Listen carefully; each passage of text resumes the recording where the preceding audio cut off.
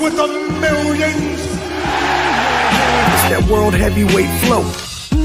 Championship belt wrapped around my waist, yo. I got that Ric Flair figure flow.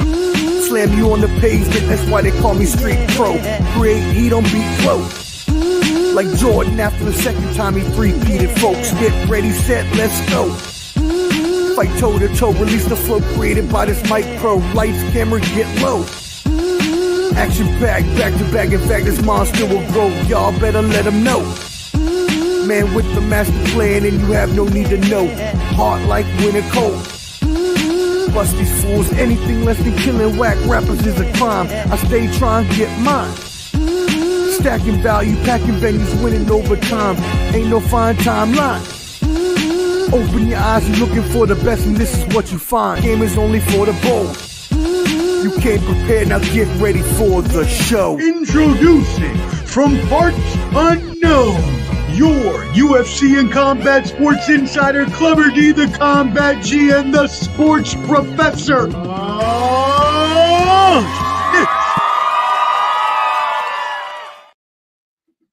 Yo, yo, yo, what is up, friends? You know who it is, your favorite combat sports duo. It is Ball and Buds.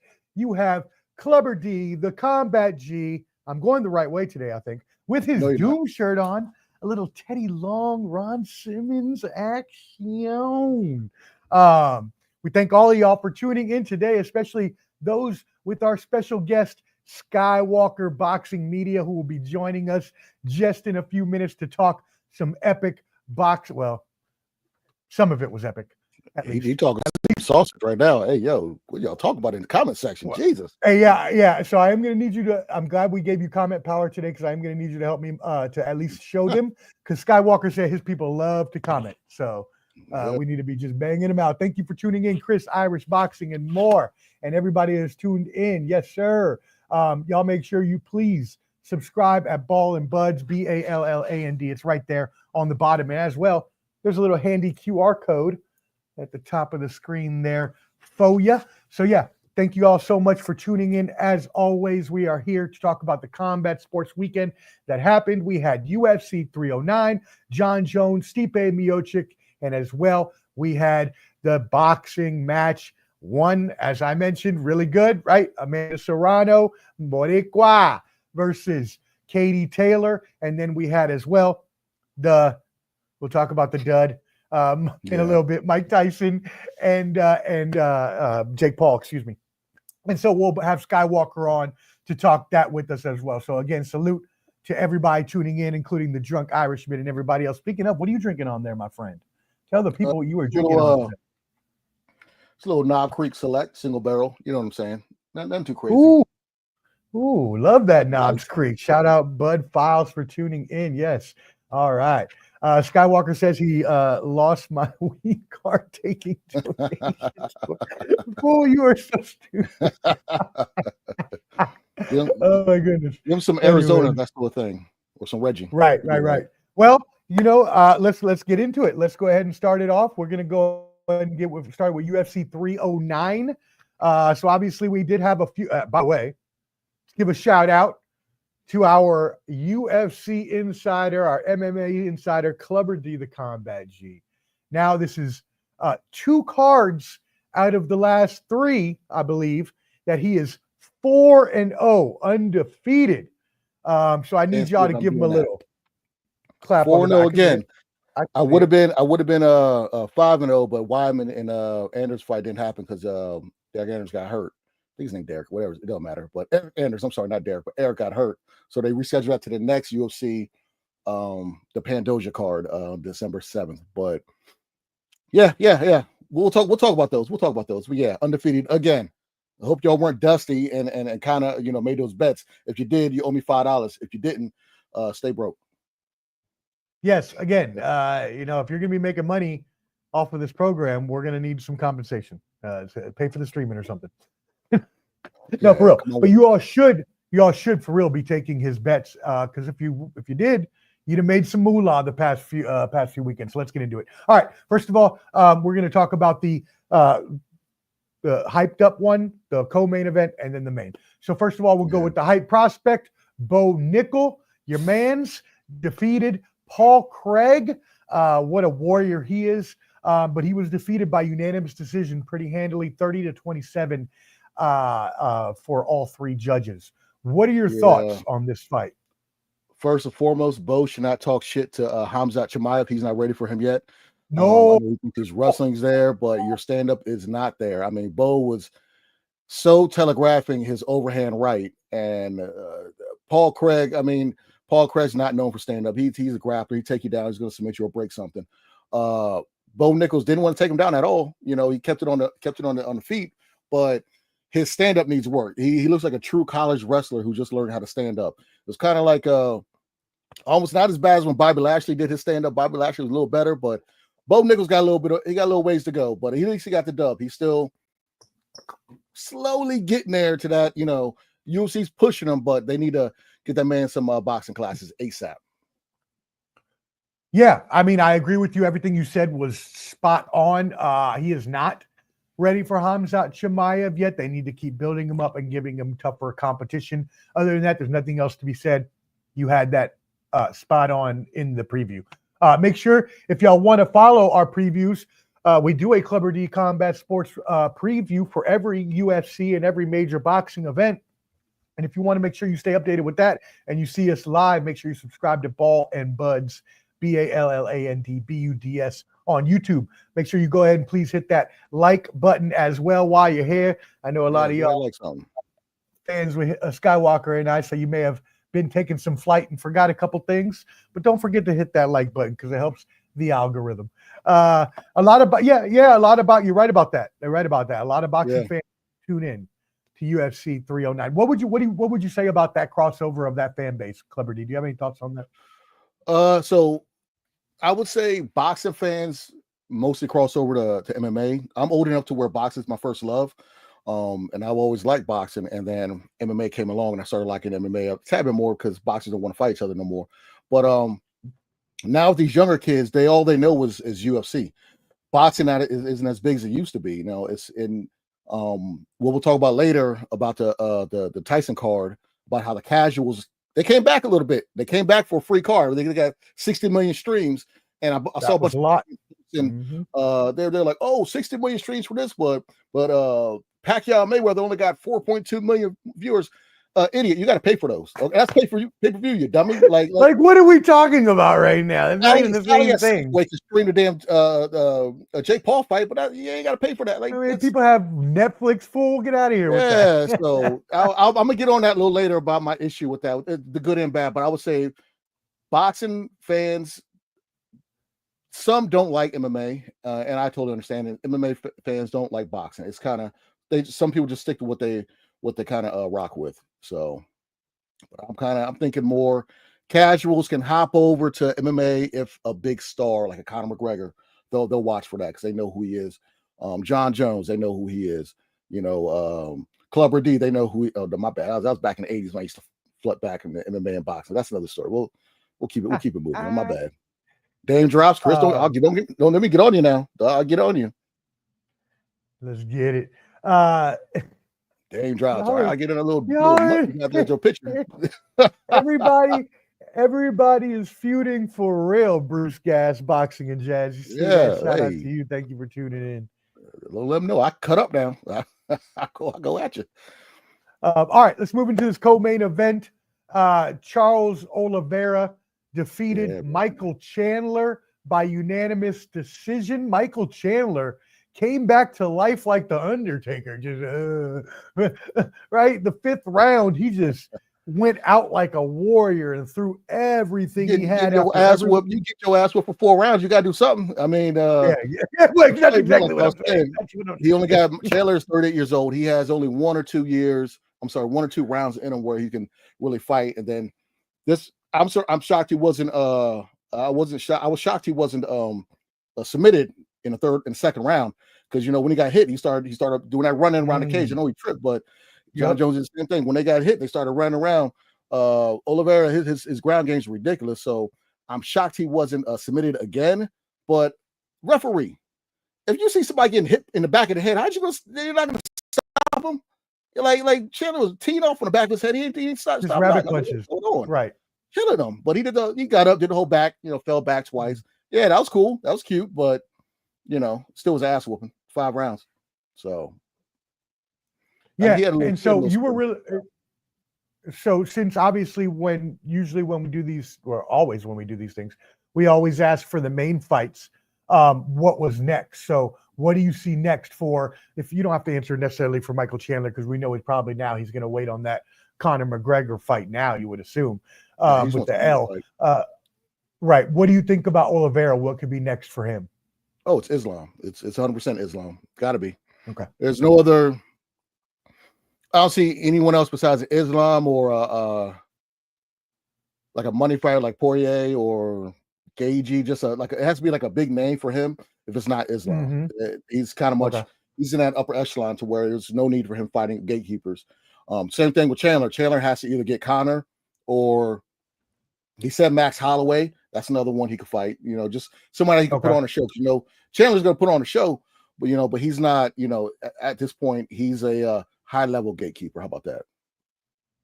Yeah. No, I mean you're right. He is very much so a high level gatekeeper. What shot of the title would this be for Oliveira now?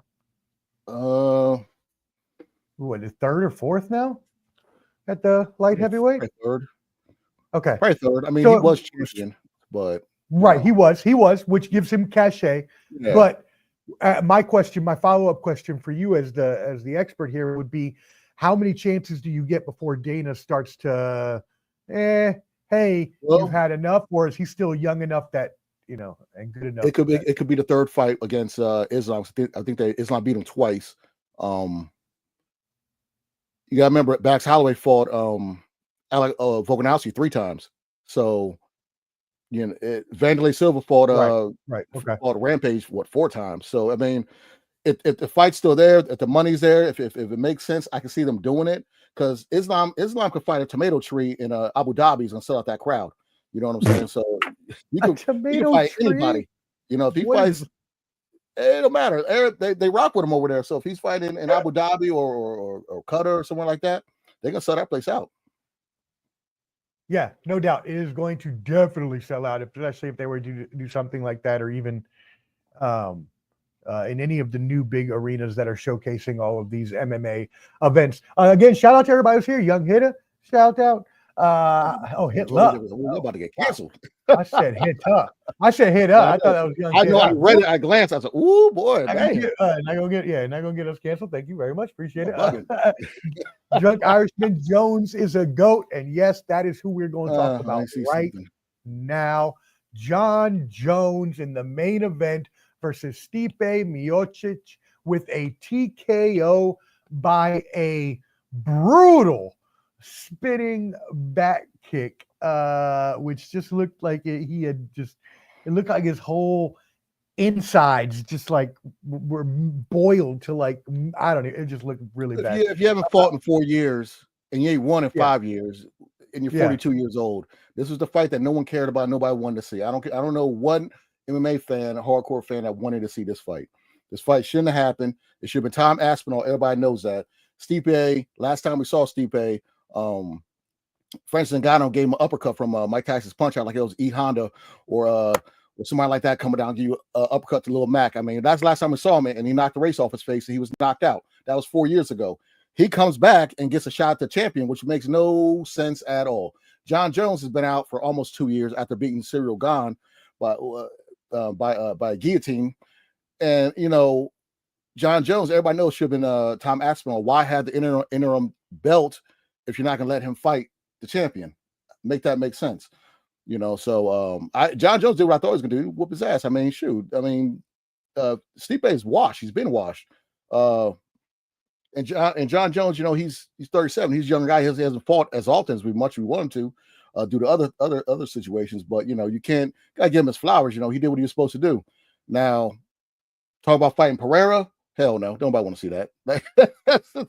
If he took down Stipe, who's a bigger dude, what do you think he's gonna do with Pereira? And Errol was like, "Oh yeah, Pereira knock him out." No, he won't. John Jones take about 1 round. That'll be it. It'll be ground and pound. It's all it's gonna be. He's not gonna dare. with how heavy he looks too at heavyweight. He's just like, oh, he's like I hulking. think he was like 230-ish. Stipe was in the 247.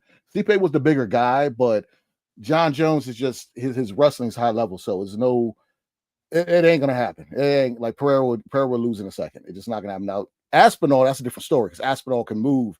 He's a true heavyweight and he's young.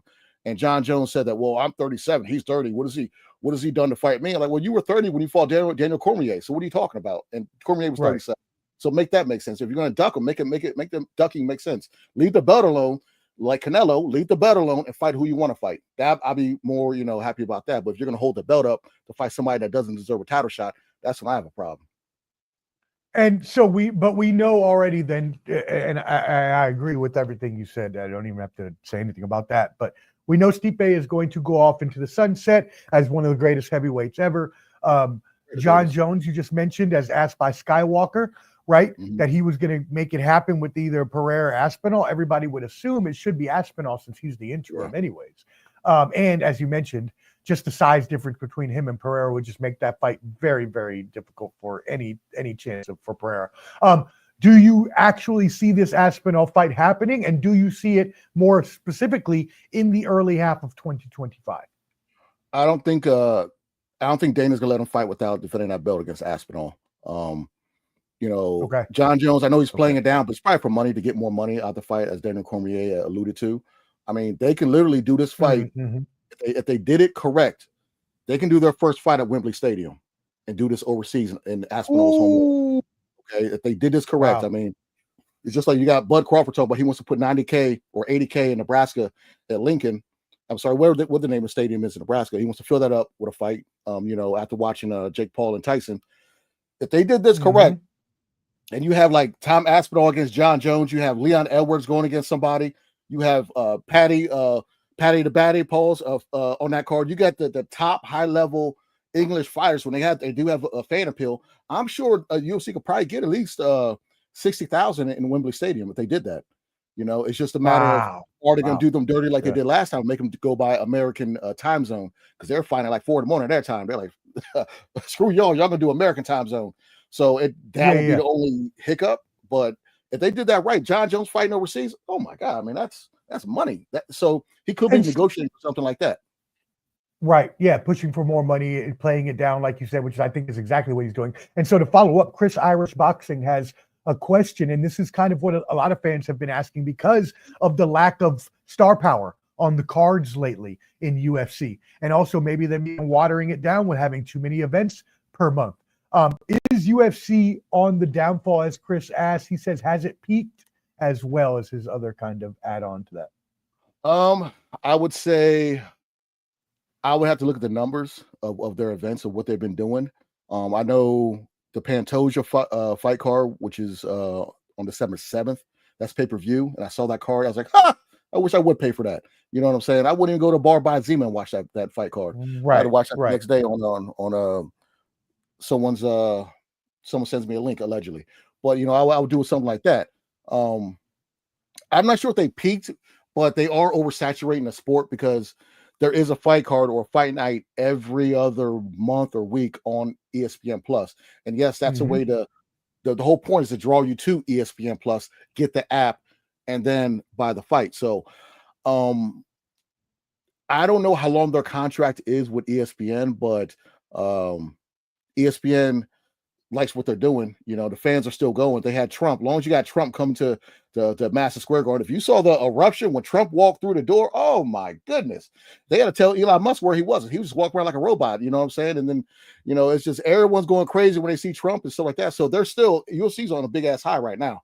So I think they're still, I think it's still pretty high. But the problem that UFC does have right now is developing the new crop of fighters that everyone's going to follow. That's they do have. And thank you, Flo, for coming in with the hit the like and share. Yes, everybody, please, as you're watching, hit that like button. We appreciate it. It will boost in the algorithm so more people will be able to get the goodness of this combat sports analysis. So again, Clubber D, the Combat G, yours truly, the sports professor. Make sure you're subscribed at Ball and Buds. Thank you for tuning in, Flo. But as always, you are a hater. We know that. And so he comes in with his legs still look like chicken legs. thank you, Flo, for the substantive comment there. We really appreciate it. So nobody say no when they're looking at his cast. Wait, get up out of here, man. Nobody say no when looking at his cast. Shout out Ken. Thank you, Yeah, sir. Ken. Yes, get them shots up, baby. Henny is what he likes all day long.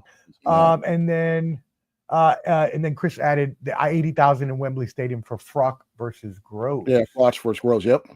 I mean, I think AJ versus Du Bois had like 90 or something like that. So, Okay. They love boxing. They love their own. And then you put Aspinall, and you got Tommy Fury going against Darren Till, MMA fighter. They're gonna be fighting at the Co-op Arena. I love that name, Co-op Arena. Reminds me of The Wire. But anyways, they're fighting in January. That is a good name. Liverpool versus Manchester type deal. So that they're going to sell out that crowd. So there is a market over there, and I think UFC, every time they go over there, they always sell out. So they can do something at a soccer stadium. I think they can. They've done it in Australia. They can do it in London or England as well. And John Jones versus Aspinall would be the perfect matchup. That's just my opinion. Right. Okay.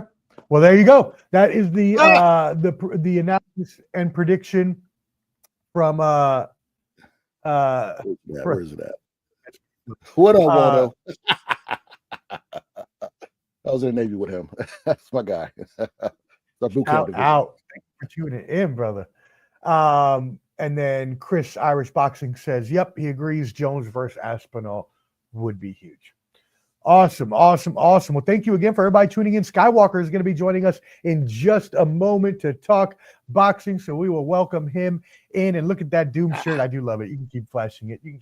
I like it. Make sure y'all are subscribed at Ball and Buds. You see there's a QR code up above me. You can just scan that, and that'll take you to our YouTube, IG, podcast, audio, and everything. All right. Get 10 more likes on one show. I will do a shot of V8 on here for real. Oh, that's right. Yes. Yeah. So we're still waiting for everybody to hit those likes, numbers. Get those numbers up. And if we get to the numbers that Clubber D, I got to go back and see what the exact number was. He will drink a shot of V8 on air. Very disgusting. we ain't there yet. Y'all call me Clubber D, but your mom calls me Dion. I'm just saying. But anyways. Whoa. All right. Hold on. No. You know what I need for that one. Hold on. Where is he? Where are you, Rick? And that's a good entrance music anyways. There we go. There he is. My man. You got you queued up. Salute. Hold on, let me try. Whoa, I did not say loop. Why are you looping? Okay, fire the producer. All right, you get a double one. Son of a gun. Damn. What's up, brother? Hey, Welcome in Skywalker Boxing Media. Hey, salute, guys. Man, we had some interesting boxing this weekend, right? Man, did we? Yes, sir. What's up, man? Been good, man. It's been busy at work. Next big event I'll be covering is Navarrete Valdez 2 in Phoenix. That's going down in a couple weeks. Nice. So, and just staying busy, man. Just trying to stay busy with the sport. I covered a local event a week ago. We had a big fight card here, a professional fight card here in Albuquerque with our New Mexico promoters. Nice. And just staying busy, man. And what'd you guys think of Mike Tyson, man? Everybody thought Tyson was going to come in there and fuck shit up. And they were watching the videos. They're like, man, I've never seen Tyson look so tough, look so mean. What do you guys think, man? You think this was a legit fight, and I mean, or you guys think this was a stage fight? I've been hearing a lot of people talking about this. I hate that stage crap, because just because you put on a conspiracy background music and do some slow motion parts of the fight, and that's halfway profound, all the casuals were like, oh my God, he did pull his punches. Oh my God, he should have hit what he should have. Oh, he didn't duck. He's 58. Calm down. He's 58. So everyone is like, fix it, casual. Okay. He's 58-year-old man. Did you watch his last fight against Roy about 4 years ago? You can tell he slowed down a bit. I was at his last professional fight in DC back in 05. Trash. Okay. The fight before that, he got knocked out by Danny Williams, a bum. I'm not saying a bum, but yeah. So if you really looked at Tyson's career, you shouldn't be shocked at what you saw. You know what I'm saying? Again, it's a 58-year-old man trying to fight a 27-year-old man. I don't care if you think he's a YouTuber. This guy's been actually boxing for 6 years or so, and he takes it serious. So he's not just gonna just get hit and let Tyson hit him. So yeah, I thought Jake Paul carried him after the third round. I thought Jake Paul he had a chance to really put some damage on him, but he carried him. He let him go the distance. Yeah. And that whole undercard made up for the main event, man. I think the whole undercard was great, man. The opening of the main event, I didn't like that fight. That guy Goyat. Yeah. I didn't enjoy that opening fight, but Shushu Carrington, he performed. He's looking great at featherweight. He's got range, got a long jab. That kid's special, man. He's a future champion. I'm saying it here. We'll come back. I thought he bounced back from his last fight because his last fight was very close. Yeah, that Shushu had, and then this one I was waiting to see how Shushu looked, and he looked damn good. Yeah, I think he's gonna be a future champion. Just like a person we forgot to talk about last time, Omar, was that those 2 rounds with Abdullah Mason on the Keyshawn Davis undercard. I totally forgot to talk about that last time. For a 20-year-old to bounce back like that, man, he's special. Yeah, that was a crazy 2 rounds of boxing too, man. Oh, shit, he got dropped twice in the first round. So, bro, I said, put your hand up. He had his hand up. He just got caught. Like, God, yeah. Now we had some epic fights on the card. We had Mario Barrios and Abel Ramos. That was a very good fight, man. On the card. Who is Chris? Chris is cutting up over here. Chris is cutting up over here. I think he watch that guy. So said Diaz. We got all the boxing heads in the house now. I love it. Yeah. All right, we got to talk about Katie Taylor, man. Katie Taylor, Amanda Serrano. A lot of people had Amanda Serrano up on the scorecards. Some people believe that we got Irish Chris in here. He stands 10 toes with Katie, and a lot of people think that Katie was dirty. These couple fights with Serrano. Leading with her head. She had a bad cut. Man, what do you guys think of that fight, man? Go ahead, Omar. Omar scratched his butt. I don't know what. Yeah, okay. I mean, no, I'm here. Oh, he was. Look, I don't want anyone to think I'm being biased or anything whatsoever. But Amanda Serrano won that fight. I'm not going to call it a robbery. I'm not going to say, because it was an amazing fight. And do I believe that Amanda Serrano was at least up 2 rounds in the scorecards in my eyes? Yes. There were a couple rounds there, especially the 5th and 7th, or was it the 7th and 9th, where they just went and threw those clip beaters out there, just going to war. Hey, you like that? I was planning that all weekend.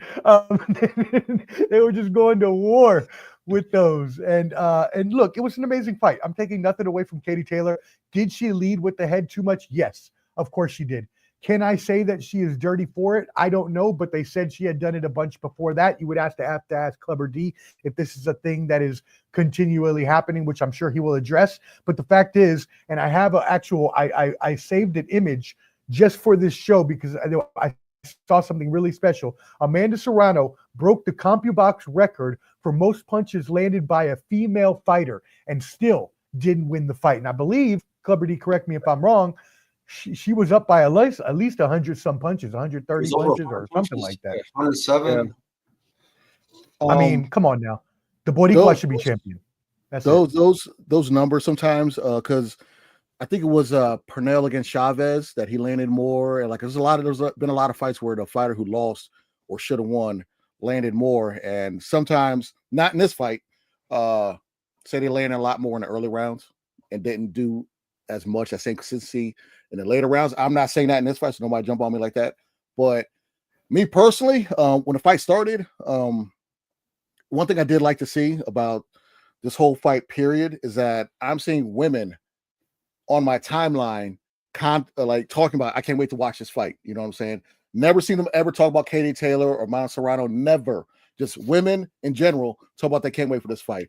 And dude saying this was the best fight. My dad ruined the fight for me. I was watching my homeboy's house and the joint was slow and it ruined the scorecard for me. I was like, God dog it. But the fact that everybody's talking about this fight is the beauty that Jake Paul does bring eyes, and that way other fighters can be showcased on his platform. So that's why people say, do you like or hate Jake Paul? I kind of like an aspect of other people, common folks can see the actual good boxers on his own. Now, with this fight, kind of like the last fight, Serrano came in and rocked her early. I think it was the first or second round when he first round rocked her. Yep. And with those 2-minute rounds with females, it's all action. It is straight all action. They don't have time. Dude, woo, all action. I want them to go 3 rounds, but 2-minute rounds like this, jeez, Louise. I'll say this. I don't think it's a robbery, because when people say robbery, it's like they didn't watch Shockey Foster against Consencio. I probably butchered his name. Like, there's real robberies in boxing, like Tim Bradley against Pacquiao. Like, there's real robberies, and then there's close fights. Close fights aren't robberies. Yeah, you can't call a close fight a robbery. You know? Exactly. Agreed. So this was like with Taylor getting it, I was shocked. I thought that Serrano, kind of like the last fight, either Serrano edged her out or a draw. My main problem with this fight, as someone alluded to earlier about the headbutting, how do you headbutt somebody 4 times and only 1 point is taken? I don't understand that. That's brand new school boxing. I don't know what these refs are doing, but if you headbutt somebody 4 times and only 1 point is taken, that ref should not be allowed to ref anymore. I might have to ask Josh about that at 86 Boxing. Like, what's his expertise when it comes to that? Because he's it seems like some people are disagreeing with you, though, that they think, and again, you did mention how the CompuBox numbers are obviously not always going to be accurate. It's hard to make sure that you get, even AI can't even capture all the punches accurately. So it seems like a lot of people in the chat are actually thinking or calling it a robbery. Also, Angel, a lot of punches, but what if I punch you to the arm? What if I punch you, the shoulder? Right. Or you block it. Yeah, you have to just look at it. They're looking for clean, effective punching. There you go. Yes. Defense. There's a lot of things that other judges look at. Every judge is different, in this sport. That's ring generalship, like who's stalking who down, who's backing who, like it's who's cutting the ring off against stuff. Like if I'm punching just a punch and I'm hitting you the arm, the chest, things of that nature. I'm not really hitting your size or your face. I'm still scoring, but are you really scoring? So. Hey, Chris, it's all good. I know from your handle, we know you wanted Katie to win, so we know you're gonna be caping for Katie right now. Is the only one in the chat saying Katie won. Hey, look like his dog the way he little typing.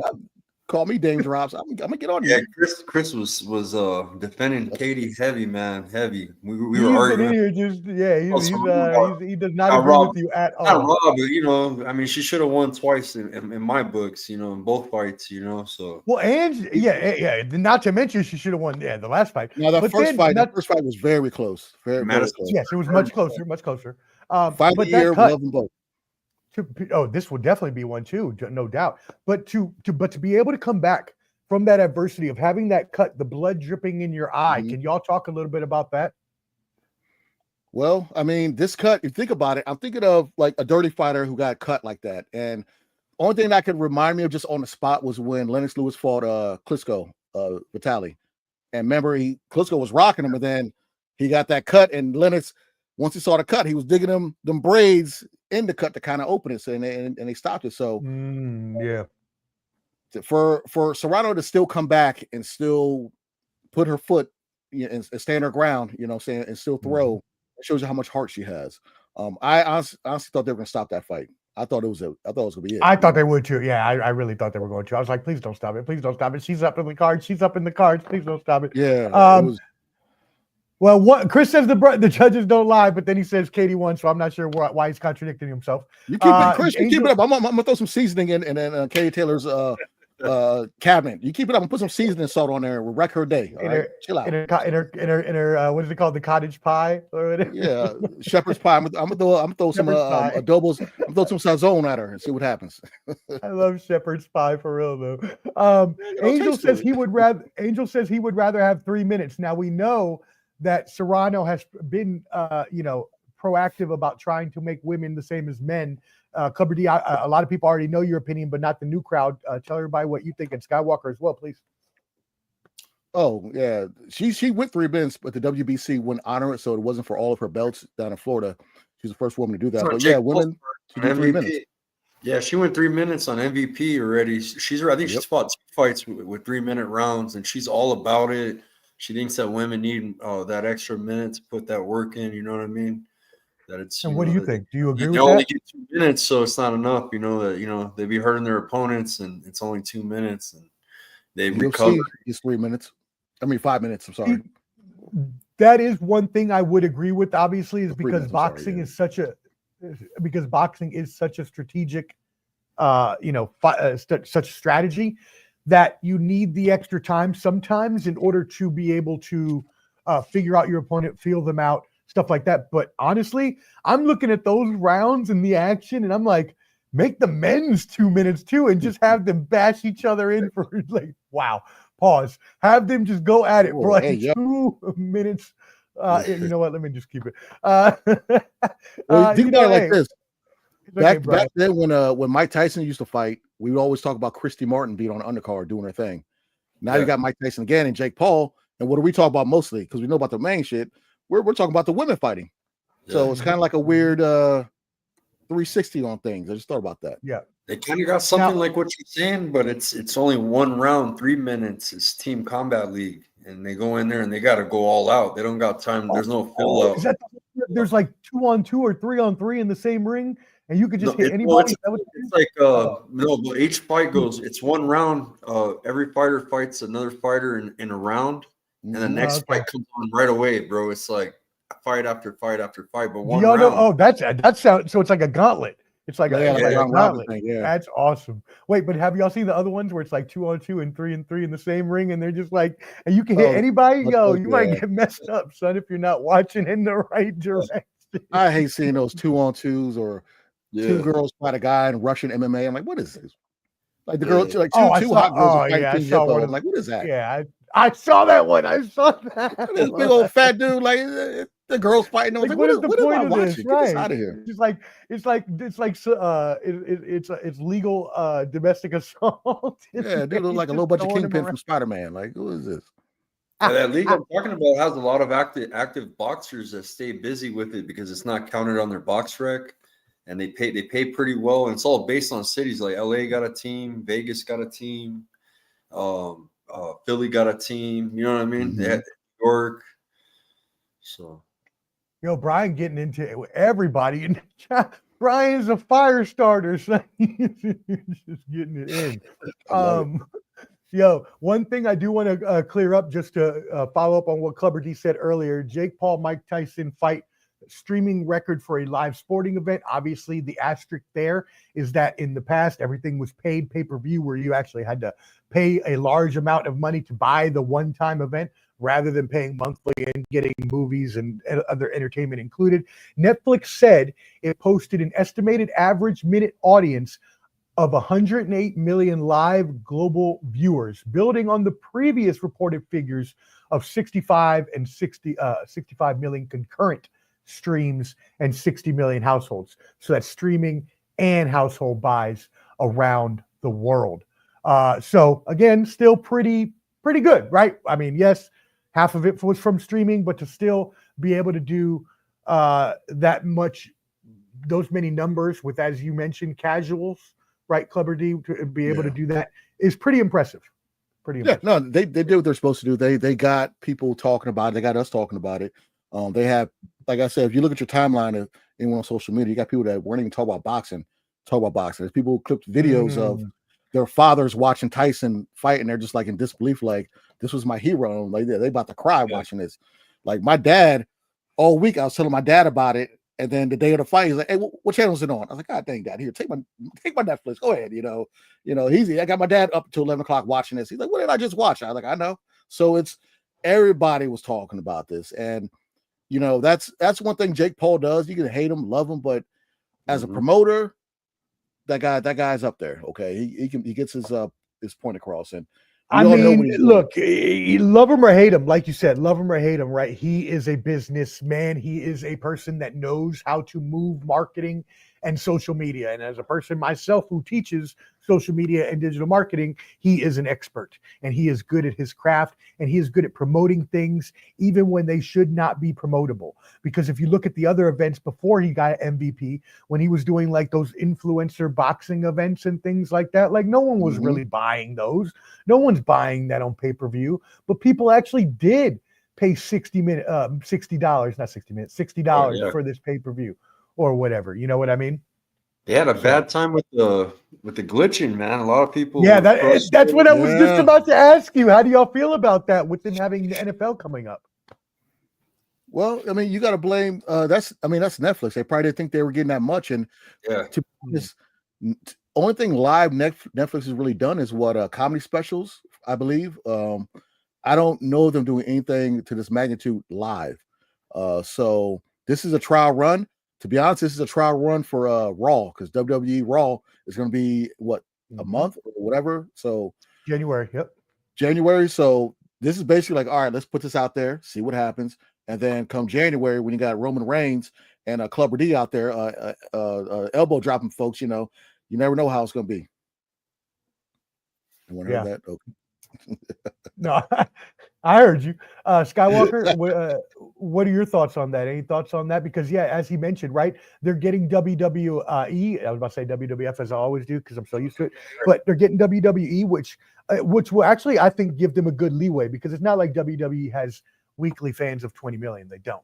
So they have worldwide. It's trial by error. That is true. It's not just US. I think it's going to be good with Netflix, man. I think. Well, they better hope so, because they can't screw the NFL up. They can't screw the NFL up. That's next Friday, right? I think they learn with this, man. A lot of people were talking shit. I'm sure that they heard all the shit talking. They know that they messed up with the streaming, and they're probably gonna get ready for live. They notice that how many people tuned in, so they're gonna invest a lot of money and make sure it's right. So Amazon, they do one championship fighting over there in I think it's not Philippines, but it's Singapore. They do the one fighting over there where it's Muay Thai, MMA, kickboxing, and they stream a lot of live events on Amazon. And I'm thinking Amazon's looking at Netflix, seeing what they're doing as far as the viewership.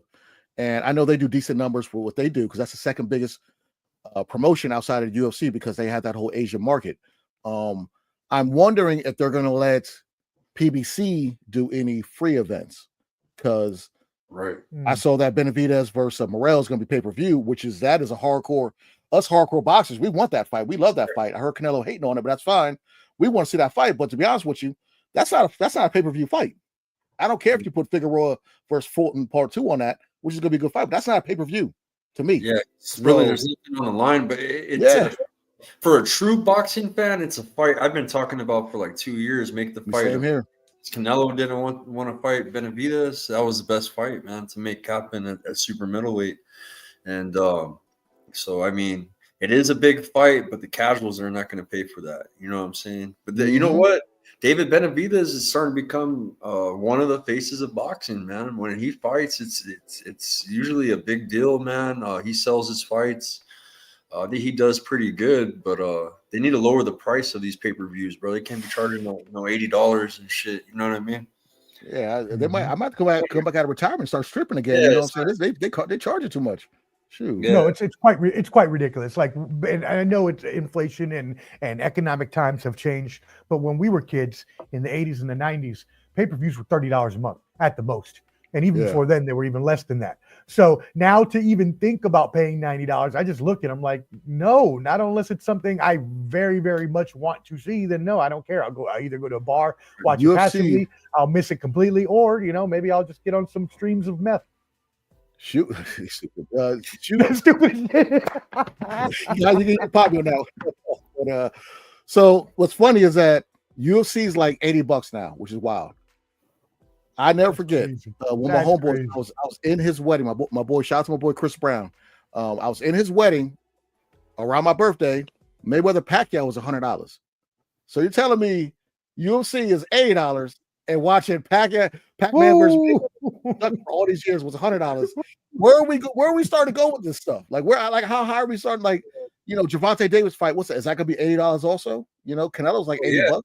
So, yeah, for sure Tank's gonna be 80, 90 bucks. Yeah, so it's like I paid $100 to watch Mayweather, and I had to put that on DVR to go to my homeboy's wedding, and it's like, damn, 10 years later, 11 years later, I'm paying $10 cheaper to watch a not as important fight.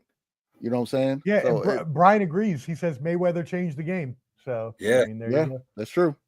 That's true. And then Flo has a couple comments. Y'all make sure you tap in with the Bottom Line Sports Facebook group. But he says, make it 2.5 minutes, best of both worlds. How do we feel about that suggestion? Go ahead. Who said?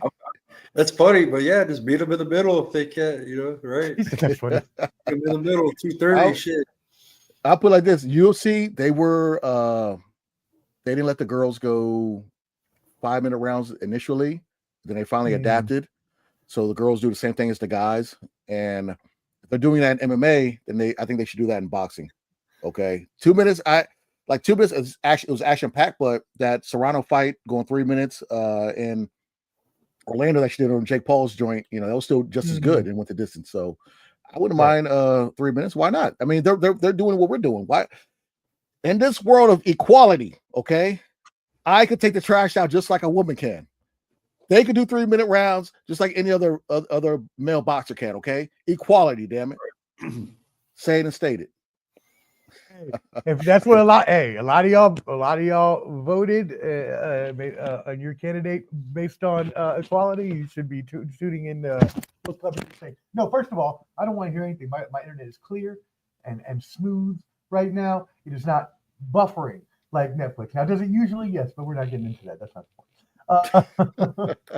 GB, thank you for tuning in, brother. I am not fighting Max Crosby for a bunch of reasons. A, he's way bigger than me. B, he's crazy. GB, hold on. I got something for GB. The man Skywalker down here is good friends with Nonito Donaire. So Filipino connection right there. Bam. That's right. All the Filipino champs, though. Dion Casimero, I know all of them, bro.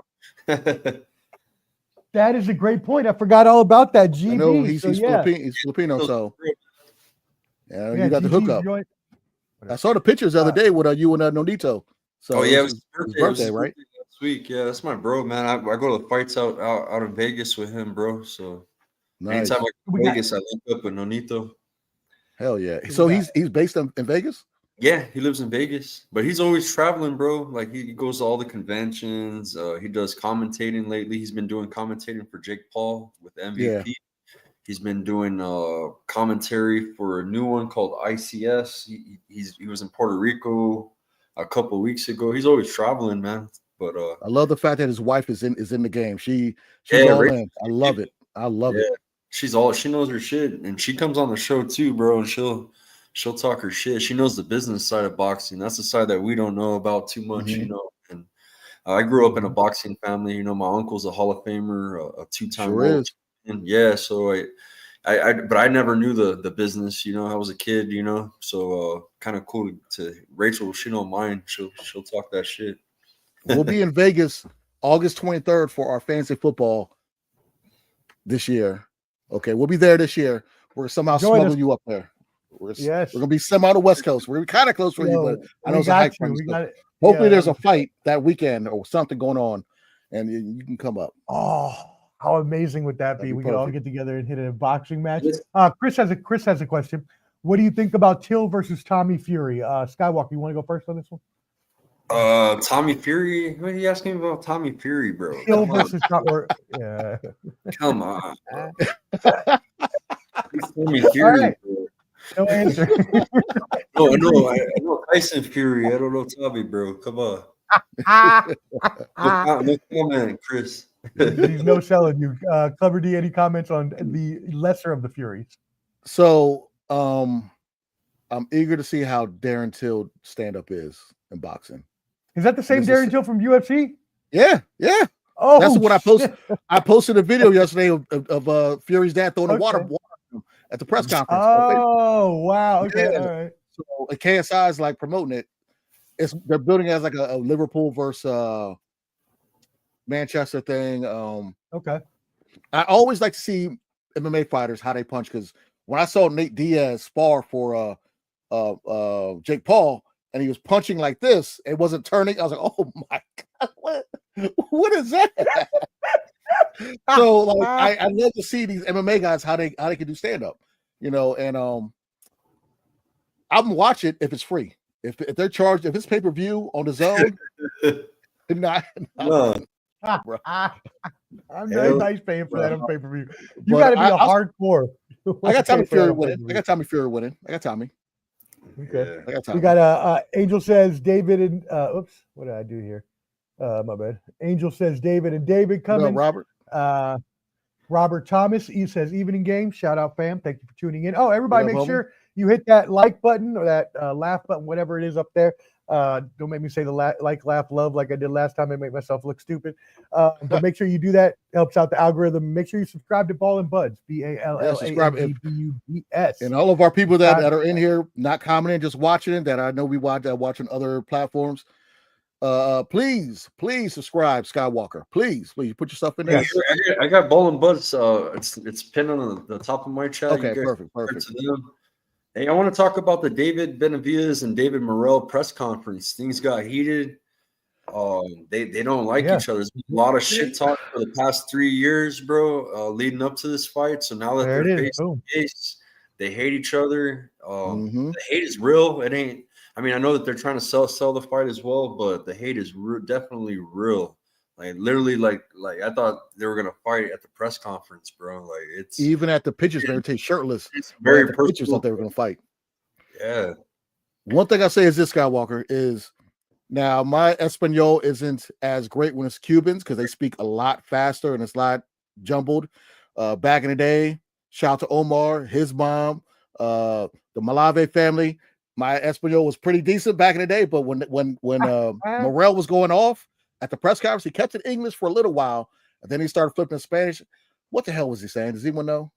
Oh yeah, hey Jose Diaz, bro. What is a chachara? It's a Cuban slang. See, I don't know what the hell he was saying, bro. Like I know Dominicans be like, don't let anybody say vamos huevos. Like don't let vamos huevos. Yeah, like he was saying some shit, but it's Cuban slang. Like I'm Mexican, bro. I speak Spanish. Yeah, I don't know what the hell he was saying. The draw's totally different. It's a Cuban cuss word wash. Bro, I'm not Cuban, but look, I'm gonna go to it. Like, because when they were going back and forth, he kept it English for a little while. Then he said, "Nah, back to what I know." I follow the Cuban boxing channel, man. Man, he said some shit. I should ask my boy Ruben. My boy Ruben, call him the Rubik's Cuban. Yeah, my homeboy Ruben. He's from. So Miami. here we go, Chris. Should ask him.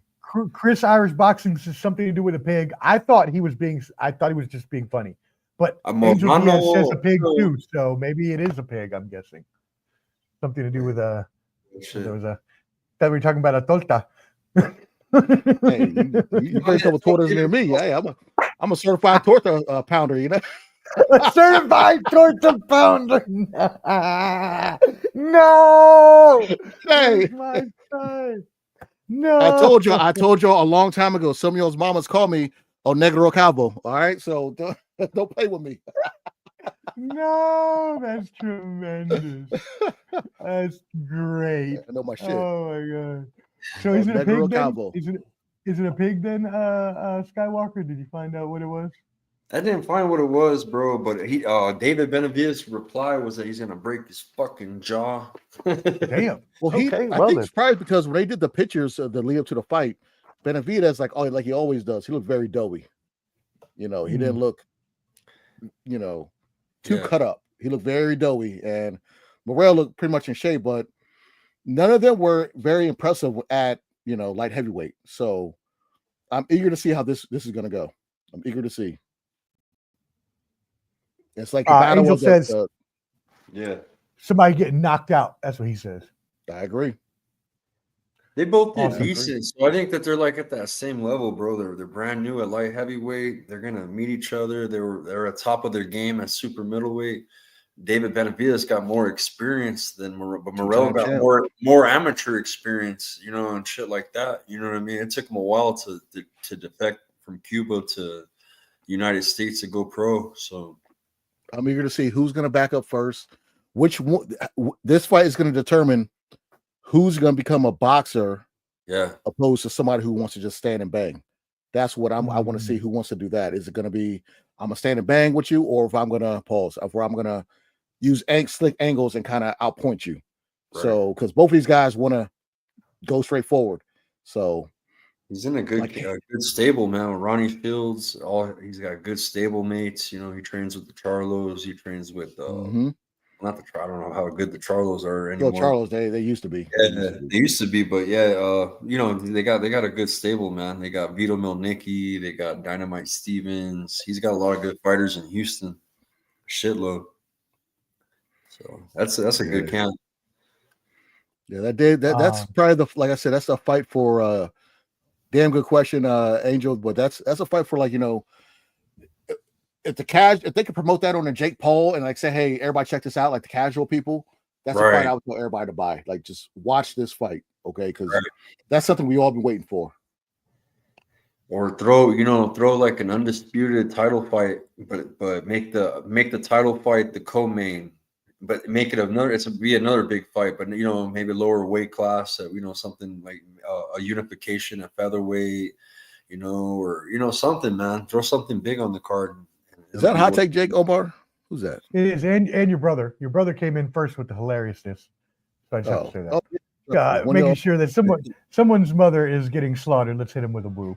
Hey, I heard a funny joke when I saw about my CPAP over there. Someone's at my boy's house last week, and I need to make a two-part. They need to make a hose with a two-part mask, like one hose, have the hose split off, have two masks, just in case the woman snores, because some of y'all tortas be snoring. And a real woman snores, okay? Ain't nothing wrong with that. So we have a one hose, have a split, and both of us have a mask on, you know? You know what I'm saying? Oh my God, no. What is happening? Wow. I'm terrible. I cause turbulence on planes, man. I'm bad. Why would you want the same airflow, though? It would be all jumbled, and the airflow would be... It don't matter. I'll need like a big ass fan of the airflow. That thing like a big. You're gonna be having the Taco Bell that the Torta had earlier that night. Hey, some of them girls back like they don't be snoring. They be snoring too. Act like they sick. No, you snoring, sweetheart. Don't act like no. It's okay. Ain't nothing wrong with that. Like a sawing. Like when you say sawing, like what you used to say. Sawing hogs. Oh damn. Calling hogs. Calling hogs. It was calling hogs. Shout out, hot take, my brother. Yes, we appreciate you tuning in, brother. We did. You missed us. You're gonna have to go back and catch that. I don't think that Clubber D's gonna agree with your sentiment, though. You said, "Yo, my brother Jones was running." From Tom Aspinall. I don't know. Well, yeah. I think so. He's a threat. Okay, so you think he is actually running from him instead of actually just trying to parlay? I think it's a little bit of both. It's a little bit of both, because John Jones is at that stage in his career where he can kind of dictate what he wants to do, but unfortunately, there's not many options that make sense for him. So, you know, he's going to either have to fight him or drop the belt. If you fight Pereira, drop the belt. That's all I'll say. Dana White got to let him know, just drop the belt and, you know, fight Pereira. Let Aspinall be the champion. If that's going to happen. I mean, I just don't think you can continue to have it's like WWF. You can't continue to have a real champion in an interim and like play around like, oh, one guy stole the belt and ran off for it, so now he's the interim champion. Like, I mean, it's just like boxing, you know, like Canelo. Look at Canelo Alvarez. We have two people, David Morrell and David Benavidez, fighting each other that had to move up into another weight class just to fight Beterbiev because Canelo won't fight him at their weight class. And he's been ducking him for years. So that's essentially, you know, John Jones is doing the same thing if he doesn't want to fight Aspinall. What's Aspinall supposed to do, you know? And there's not multiple belts in the UFC besides the interim. If you're the interim, you should fight the champion. So just makes sense. Y'all make sure you tune in at the Final Say podcast there with Jake and also with the Bottom Line Sports Facebook group. Make sure you join that. It's an awesome group with news and events. They do have Flo does have a question. Canteen mentioned something about, and I know this is off topic, but we can talk about it. We're a sports show too. Canteen mentioned something about college football games being played on PPV. Would that be a bad idea? Yes. Or he is saying that would be a bad idea. Yes. Yes. 100%. Yeah. I heard y'all talk about that the other day. I wasn't on. I don't know where Canteen got that information. I haven't heard anything of the sort. That's a terrible idea. That's a terrible idea. Yeah. No, there's no way it's going to happen. Alberto, if you don't get your butt home Dang. or get on the phone right now and call your wife, you are going to be in some. Damn. Yes, Hey. this is going up. This is going up. I love. Wow. Patricia, Hot Take Jake's wife and Alberto's wife just provide the best content all time. We love you. Alberto, get your ass home right now and get your ass home. Sucker before you sleeping on the couch. You ain't getting no distilled water action. Yeah, you're gonna have some love seat loving by yourself. Hey Omar, tell us about you were at a historical event on Tuesday in Nashville. Yeah, let's get to the country box. Oliver the Atomic Bull McCall, man, broke Mike Tyson's record 3 days after he said it, being the oldest heavyweight champion to fight in a sanctioned fight, and he did great. And he got the stoppage, man. He whooped some ass, and he still looked old. You know, he looked old, but he had them clubber hands, like just fuck you up hands, No, I mean, dude, I'm glad you brought that up. We were going to obviously talk about that before we get out of here. So it's very important that we mention that he looked old, and granted, the guy he fought had not fought in 4 or 5 years, but he knocked him out. And he knocked him out with some heavy hands. I was there live ringside, and I saw the hands, and I was like, I don't want to get hit by them 59 old hands. I would be knocked out too. So, I mean, look, just to be able to be there. I talked to Jimmy Adams after the fight. I interviewed him. I interviewed Oliver McCall. Y'all should go check it out. It's on Ball and Buds on IG and YouTube. It'll be up on Skywalker Media soon. It'll be up on Country Box soon. Oliver McCall actually called out Jake Paul and Logan Paul and said that he wanted to show them that someone Tyson's age could actually knock them out and that he would. Again, we saw what Tyson did. Tyson was very slow. And so was McCall here. McCall looked better than Tyson. But do I think he could knock out someone so young? No, we'll probably just see the same outcome that we saw from the Tyson fight. But I would give him a better chance of knocking him out because at least he was trying. And he did. He got him out of there. So I thought it was awesome. Again, check out those interviews we did. I did an interview with Ashley Adams as well, the boxing manager. So I'll be putting that out soon. Skywalker has that too. And yeah, it was just an all-around excellent event. Country Box is really moving up. Jimmy Adams has put on this awesome event of mix of music and meets boxing. They're actually building the bar out. That it used to be the Texas Troubadour Theater, which was very open because in Nashville, there's a lot of dance floors. People like to do the line dancing and square dancing. So it was an open, huge dance floor, which is where they hold the boxing ring at. Nice. But now they're actually building a second floor just because they now have this event and they want to give VIP seating at the top. And they built just now last month a back bar, which is like a karaoke bar. It's kind of dive bar, speakeasy kind of thing. So awesome what they're doing. Packed house yesterday. For a person who tuned in at the last second, because I had a crucial sinus headache. I woke up, I was like, oh shit. Then I hit you up, Tim. I was like, oh shit, let me log on. And let's see the commentary. When I saw them walk in, and you guys need to check out the Tim and Tim show because they had yes, great show. And they interviewed him and shout out to Papi Chuneo. Yeah, Papi on Yayo.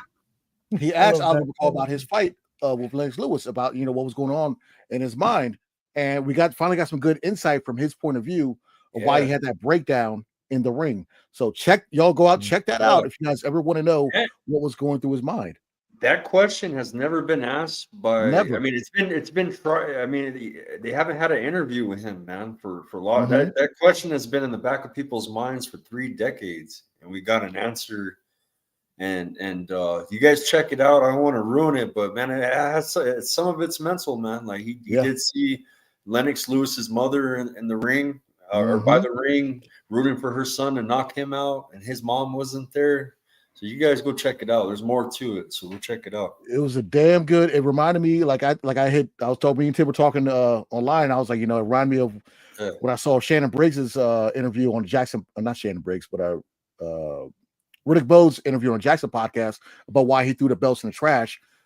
to not fight Lennox Lewis. And I always thought as a kid, like, man, you're being a punk, that. But to hear his point of view, I was like, okay, gives you more perspective. But check that out on the Tim and Tim boxing show. You get those answers from Oliver McCall, what and why that happened. So everybody here, please check that out. And watching that fight when dude came out and started hitting Oliver McCall with those 1-2s, I said, oh Lord, he's hitting with the beer and butter specials. That's a beer and butter 1-2. Beer and butter special. But McCall was taking it, and I feel like somebody just knocked that Steel Reserve out of his hand, and then McCall hit him with that clubber hitch, and that first knockdown, I didn't think he was gonna get up. But then when he flipped himself up on the ropes like he was Shawn Michaels getting eliminated for Royal Rumble, he just flipped himself up. I said, okay. And then when McCall finally got in his groove in the second round, I was like, okay, yeah, this is over with, because I had no idea he's from Nashville. That Atomic Bull. McCall proved to me that he has that old man strength. Okay, people can say what you want to say about this fight. These guys have the courage to get in the ring at that age, so hats off to them. I did think I was a little nervous, when I see guys that old fighting, what I'm saying? It kind of reminded me of they were extras in the movie Life, or if they were, extras in the movie Django getting paid to fight or not getting paid to fight, but that's another story. But he came out with the dub. He had a great interview after that, but a shout out to Oliver McCall. That is phenomenal. 59 years old. Yeah. I love seeing that. I love it. Doing what he loves doing. I cannot say that I was not worried about on my way to the show. I was like, man, I hope this doesn't go horribly wrong, and and we end up seeing him have to be attended to, because there's medical personnel on site. They're very safe. They have an ambulance and they have all the medical personnel. So if anything was needed by any of the two gentlemen, they would have had it at their full capability. But still, you're right to even have the courage to go out there and I know you're probably some people are thinking, oh well, people work out all the time as old people, but it's one thing to work out, go on a run, do the elliptical, versus going in and getting hit in your noggin for a bunch of minutes in a row, or even trying to hit somebody else. So anyways, I thought it was awesome. It was great to watch, just to see. It was inspiring, if nothing else. Do you get good seats there whenever you show up? You got a good view of the ring and all that? Well, I don't ever actually sit, because I'm always like just running around getting like film shots or doing interviews or photos. So I don't actually watch much of the fights at all. I don't really have a chance to. I try to catch like running around, but most of the time when I'm filming, I'm not actually like paying attention to the action. I'm just trying to get the best shot. So, but I guess if I wanted to, I could sit front row. I know when they went into the introductions, I sat right by the ring post where both of the fighters came in, and I mean, Christy was sitting right next to me, and she didn't move me out the way, and she knew I was there. So. Is a dog there? They're gonna know you now over there. That's pretty cool, bro. Oh yeah, Christy. They know me. It's cool. I'm like persona grata now. Like I go in there, Hermes, Orta, and me are boys. Like we be dapping each other up and just talking to each other and shit. Champ, you're talking about Christy Martin's dog, Champ. Always go in and say hi to Champ. She always lays on the he lays on the table next to her. She was like, everybody's really cool. Jimmy Adams, he loves it when I come. He always, I mean, it's a really good time. So I like being there with them and try and build it up. Yeah. Now question for Tim, because you had Jimmy Adams on last time, and Witherspoon Jr. was like, "Hey, I'm still in shape. My last fight didn't happen. I'm asking you, is there any legs to him possibly going out? Is there any legs to that, him?" Oh yeah. I was telling Omar about that. We spoke to Jimmy, and Jimmy's all about it. Tim's all about it. He was gonna fight. It was in a celebrity, another celebrity boxing event, but he's like, man, I'm in shape, man. I'm just gonna come out of retirement. All these people that are fighting that are older than me are kind of motivating me. I'm not that old. He's actually younger than me. I'm 41. And Tim Witherspoon Jr., I believe, is like 38. So he's not too old. So he wants to come out of retirement. He's picked up more weight. He ain't a welterweight anymore. He used to fight at welterweight at 147. Mm-hmm. Now he's sitting around light heavyweight, like 175, maybe super middle. He could probably get down to super middle maybe. But, so he wants to get back into it. Jimmy said it's cool, man. He's going to put him on Country Box. And the thing is, Tim Witherspoon Jr., his father is a legend. His father's a Hall of Famer. Yeah, Terrible champ. Tim. Yeah, beat Frank Bruno back in the day. He fought everybody, man. He fought Larry Mhm. Holmes. Said he beat Larry Holmes. He lost a split decision to him. So yeah, he just comes from the legacy, the Witherspoon legacy, you know. So just keep it I going. will, if he does fight, because if they plan it right, you know, I know they announced their stuff like a couple weeks ahead of time. Nashville is only about like an hour flight from me, so I'd probably try and come down for that and see what's up and hang with Omar and you know Yeah. try to help Omar cut Hell that yeah. punch. Get on a plane, man. So I'll be there, man. Nashville. Oh, you come with 10 fights? What day are you? Yeah, What day is yeah. What day Jimmy is it going to said be? for all of us to come out. He wants all of us to come out. That Oh, I'm definitely there then. I'll definitely Josh, come. Ernest, Josh, me, Tim, you know, everybody. I know for me and Josh, because Josh in DC, that's about a 10-hour drive, but I'd rather just fly. So it's an hour flight. Yeah. So boom, boom. And the airport's like literally, well, from Omar's crib is like 10 minutes. Because Omar's downtown. Like Omar's like right downtown. Next to Broadway. And yeah, definitely we'll make that happen. I'm definitely gonna, I guess, as I asked him last time, the next one, and yeah, they only plan it out like every couple weeks in advance, maybe a month. But December 3rd is their next one. I got an interview with Chris Harper, who's going to be on that card. And then he was the one that did the interview last time about losing his mother to suicide and the other things. I did an interview with him. So he's going to be on that card, coming back from addiction and stuff. So really inspiring story there as well. I'll be putting that out. But anyways, yeah, it seems like they're, you know, everybody's cool. They're starting to give everybody a lot of opportunity, including the musicians, the boxers, things like that. So I'll be gone the rest of the year. I'll be back home with Clever D. Yeah, I think he's not fighting there for like a couple of months, I don't think. Yeah, Omar Curtis Harper, he's well known, bro. And you know what he's most well known for, bro? And it's kind of fucked up. It's kind of similar situation as what we were talking about with Oliver McCall, how he had a breakdown in his fight. Mm-hmm. He didn't get paid no money, and he walked out on an F.A. Jogba fight. He walked out before that's when the guy that meme. That's Curtis. That's that video. How long he said "fuck this" and he walked out the ring, and I didn't know that. Yep. Yeah, that's Curtis Harper right there, bro. But he's a good fighter. He's a good heavyweight. Good guy, man. But yeah, and thank you for again. Yeah, as Clever D said, y'all make sure you watch that interview with McCall and Jimmy Adams. A very enlightening interview. It actually made me go back and watch the fight again because I remembered it, but I didn't remember in depth what had happened. So going back and watching it again, I watched the whole thing. You could just see the deterioration, from round to round as his mental health just kept getting worse and worse. And it was like he was schizophrenic at the time. He was like battling with himself. He was just like, no, I don't want to fight. Yes, I need to fight. No, I don't want to fight. He's like, it was just crazy to see something like that nowadays. It's like the guy's not even going back to the ring, to his corner. He's just pacing and talking to himself. Is like, wow. And the fact that they let him in there without maybe putting more guardrails on that. Now, I know things were a lot more lenient back those days. But it seems like that's not somebody you want to let go into a major fight like that. That's true. 100%. Anybody got thoughts on that? Because I know Suleiman did that recently, didn't he? For who was it? Tyson Fury or whoever it was? Now mental health is a big topic, or people care more about it. I know it's important. Yeah.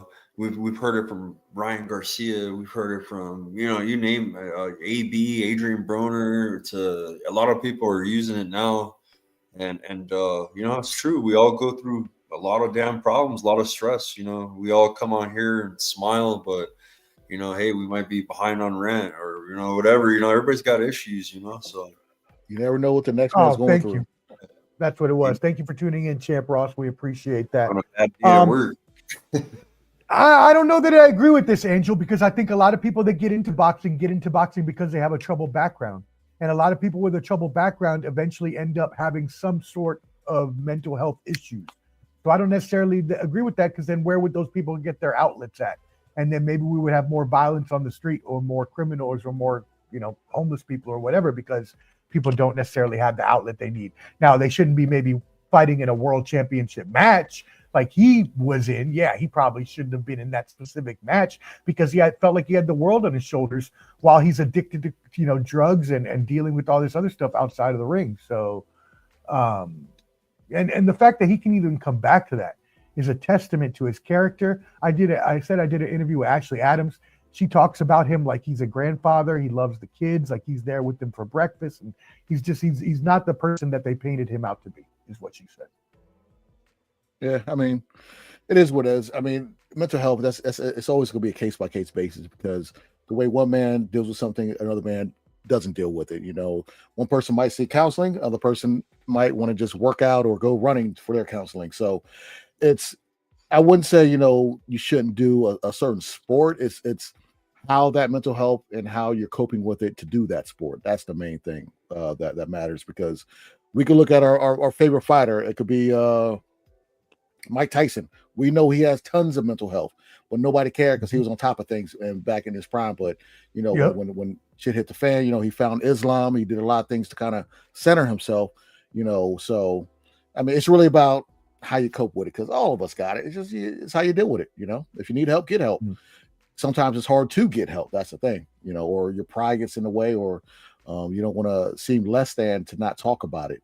And, you know, if anyone has any problems, please call me. Just do it after 8 o'clock, so my minutes are free. Just saying. Yeah, definitely call. Remember when that was an issue, when you would have to wait till your day is over? You telling girls, hey, don't text me after 8 o'clock, because, you know, I can't be texting. It's like 4 cents, you know. I can't be doing that. I can't believe that's a thing. Yeah, you know, like Clever D said, some people use counseling, some people use substances, some people use working out, some people use cutting themselves, podcasting, all types of stuff. I'm a combat vet, and I gotta smoke my weed. You know. Yeah, you got some people. Yeah, you gotta get your nice buds in, get your buds in. I definitely support all of that. To whatever non-vets, all vets. Podcast, guys. I love it. We need to see it. We need to see it. And if y'all, if you do need any help, there is always a suicide prevention hotline at 1-800-273-8255. So don't forget that, y'all. If you ever need help. You're asking how I knew that. I keep it on my wrist. It's the veterans suicide hotline thing that I keep on my wrist all the time, because I talk to a bunch of homeless vets and I want to make sure that they have the information they need at all times. All right. Anyways, really good chat today. My brother's football is about to come on, so you know we're gonna have to get out of here. Any final topics that we want to touch on before we get out of here for the day? I would say last. Keyshawn Davis, I think he's fighting Dennis Baranchek pretty soon for a WBO belt in Top Rank, which I love to see. We talked about it last show, but Keyshawn basically had all the 7 cities all won in that fight in Norfolk, okay, with the band coming out, honoring Pernell Whitaker, to his sister doing the national anthem, to his mother walking out with him as well, you know, to his brothers fighting on the card, his youngest brother making his pro debut. He had the whole city of Norfolk and all the surrounding 7 cities with him. Sold out the scope. You know what I'm saying? 1.2, 1.3 million on the gate.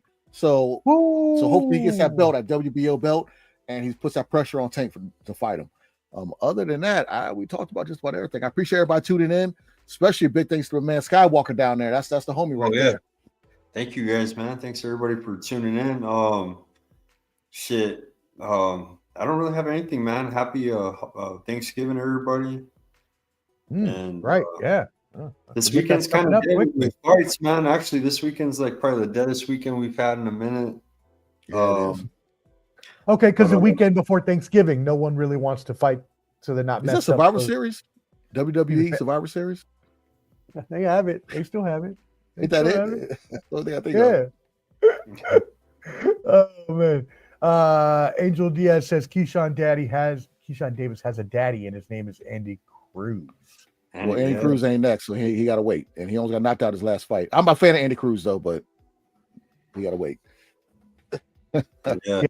All right, cool. Well, yeah, I mean, hey, Skywalker, as always, you know you're always welcome on the streams here with us. You are our podcasting streaming family, so we really appreciate you coming on, obviously. And I mean, you know, we've been working together for the country box and everything like that. So, you know, obviously appreciate you putting in those connections and networking there as well. So y'all make sure you tap in with Skywalker Boxing Media on YouTube, on Instagram at Skywalker Boxing Media.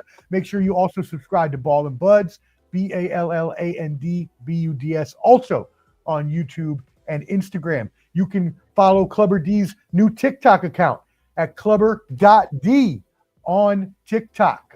Make sure you follow all his videos. And again, make sure you stay in touch on Instagram, especially because that's where Skywalker and I release our interviews on, well, he releases them on Instagram. I release them on YouTube. But that's where you can find all the interviews that we do, boxing and otherwise. Other than that, as he mentioned, happy Thanksgiving to everybody. We really appreciate everybody tuning in. Again, make sure you share, hit that like button. Make sure that you support all of us that are just trying to do our streaming thing and make it in this world. And hopefully we'll be able to bring you better boxing, combat sports, and other sports coverage into the future. Before we go, I do want to get some quick predictions. The Pittsburgh Steelers are visiting the Cleveland Browns this evening, my friends. The game is in the first quarter. Skywalker, do you have a winner for this matchup? Got the Steelers, man. They're a powerhouse this season. We got our quarterback situation finally fixed, and our offense is looking very good. And, you're a Pittsburgh fan. I'm a Steelers fan. So, and we're playing Cleveland always puts up a good fight. They're AFC North, a team, rivalry team, that we play against. So should be a tough game, but I have us edging this game out, man.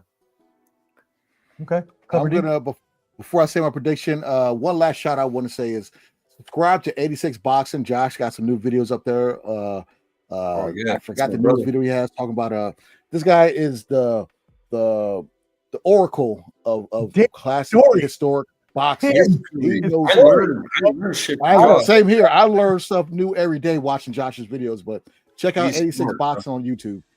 He know boxers I ain't even never heard of before. Same here. He does deep researches, and he even tries to figure out what they look like, and he even recreates their faces that have never been put out. We're not talking about the 70s. We're talking about the 1920s. Like